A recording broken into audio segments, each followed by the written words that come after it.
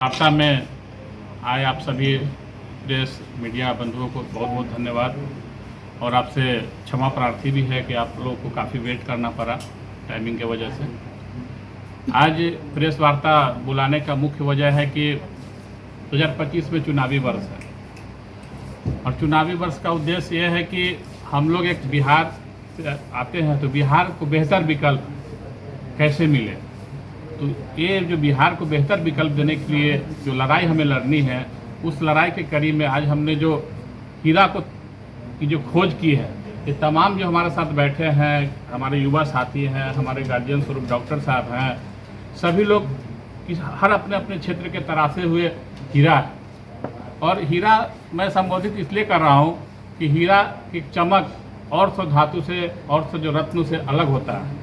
इसलिए आज जो भी हमारे इस लड़ाई में साथ दे रहे हैं वो सारे एक मजबूत स्तंभ भी है, पिलर है, हमारे लड़ाई के पिलर है। सारे सेनापति हैं यहाँ पे, जितने भी हैं सारे सेनापति हैं और ये सारे सेनापति मिलकर बिहार की जो बेहतर विकल्प देने की जो हमारी लड़ाई है, जो हमने ठाना है कि बिहार को एक बेहतर शिक्षा व्यवस्था, स्वास्थ्य व्यवस्था, रोजगार की व्यवस्था, अंतिम पायदान पे जो अंतिम पंक्ति में जो खड़ा व्यक्ति है उस तक कैसे पहुँचे, ये सभी लोगों ने हमें आश्वस्त किया कि आप लड़ाई लड़िए, हम सब आपके साथ हैं।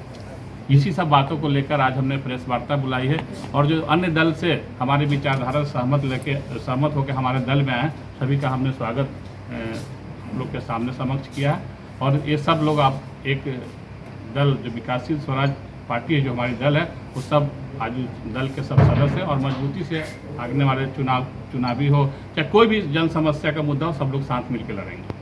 क्या आपका जो सानी और निषाद जो हैं उनके बीच में ज़्यादा आपको मेहनत करना? देखिए, साहनी और निषाद जो हमारी जाति है सबसे पिछड़ी हुई जाति है, तो जो समस्या से जो ग्रसित है, जो मूल समस्या है, तो आप इन्हीं के बीच ज़्यादा मेहनत कीजिए। नहीं, हमारा व्यक्तिगत किसी जाति का वो नहीं है।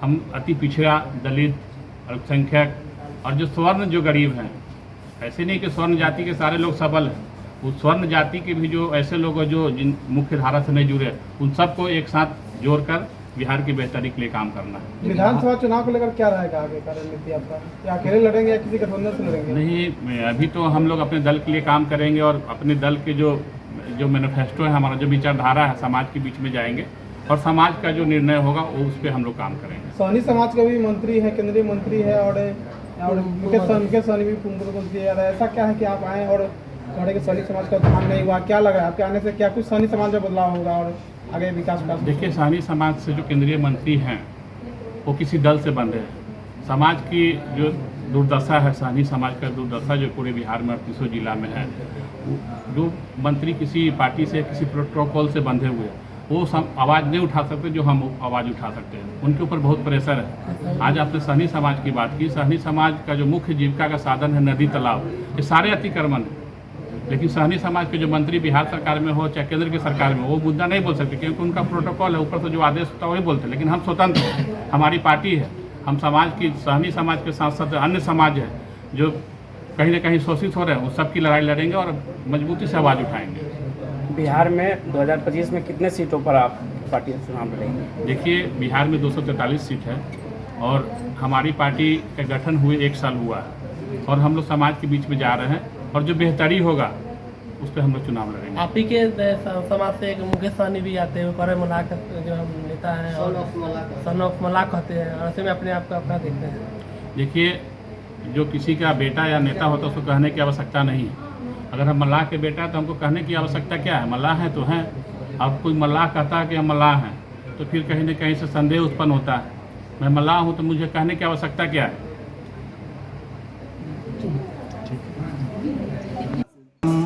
वीआईपी पार्टी में प्रदेश उपाध्यक्ष थे, जो कि हम छोड़कर आज विकासशील स्वराज पार्टी में बड़ी जिम्मेदारी हमें मिली है और इस पार्टी का पार्लियामेंट बोर्ड अध्यक्ष हमें बनाया गया है और नीति और को देखते हुए पार्टी को संचालन करना है, चलाना है। तो हम लोगों ने आगामी कार्यक्रम, इसके बाद हम लोग अध्यक्ष जी के मशवरा से और इनके गाइडलाइन से हम लोग ये कार्यक्रम निर्धारित किए हैं। वो कार्यक्रम हम आगामी वर्ष में, चाहे इसी साल के इसी महीना के लास्ट में हम लोग करने वाले हैं, जो कि जुब्बा सहनी के जन्म स्थल से हम लोग जुब्बा सहनी जी को भारत रत्न दिलाने के लिए एक पैदल मार्च कर रहे हैं, राज्यपाल को ज्ञापन देने जाएंगे।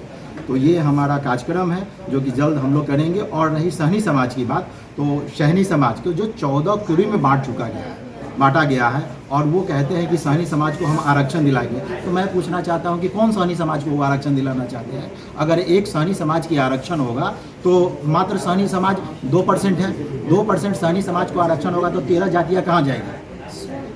मात्र सहनी समाज को ही आरक्षण मिलेगा तो बाकी 13 जात कहाँ जाएगी? तो हमारे अध्यक्ष जी का है कि 14 जातियों को एक करके आरक्षण लागू किया जाए और हम लोग जुब्बा सहनी जी के लिए पताही एयरपोर्ट का नाम जुब्बा सहनी एयरपोर्ट हो और उनको भारत रत्न मिले। इसके लिए जुब्बा सहनी जन्मस्थल से हम लोग पैदल मार्च पटना के लिए करेंगे और राज्यपाल को ज्ञापन देंगे। और नहीं अगर स्वीकार्यता होती है तो फिर हम लोग जो भारत रत्न हस्ताक्षर अभियान बिहार के प्रत्येक जिला में हम लोग निकालेंगे और निषाद समाज को जगा करके निषाद समाज के जो स्वाभिमान है हमारे आदरणीय शहीद जुब्बा सहनी जी, उनको भारत रत्न दिलाने के लिए हम लोग सभी एक साथ मिल करके राज्यपाल को ज्ञापन देंगे।